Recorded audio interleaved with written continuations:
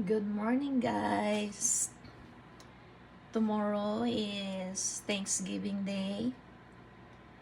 Happy Thanksgiving Day. Have a blessed Thanksgiving to everyone. So tomorrow, Thanksgiving, I will cook noodles or pancit. But today, I'm gonna prepare the ingredients so that it saves me time. Tomorrow, I just cook it. I wash all the ingredients, slice them, put them in the wrap, and tomorrow we'll be ready to cook the pancit for sharing with our friends.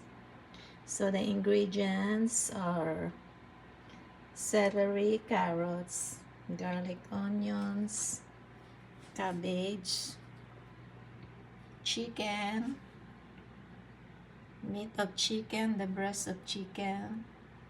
We have white pepper or black pepper, soy sauce or fish sauce, onions, and we have the noodles. I will use bean vermicelli, or how do you call that, sotanghon. I love sotanghon, so I will use that for my pancit.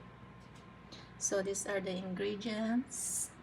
I will wash and slice the vegetables, garlic and onions, and the chicken. I will boil it in water for the chicken stock and prepare them, and it will save me time tomorrow.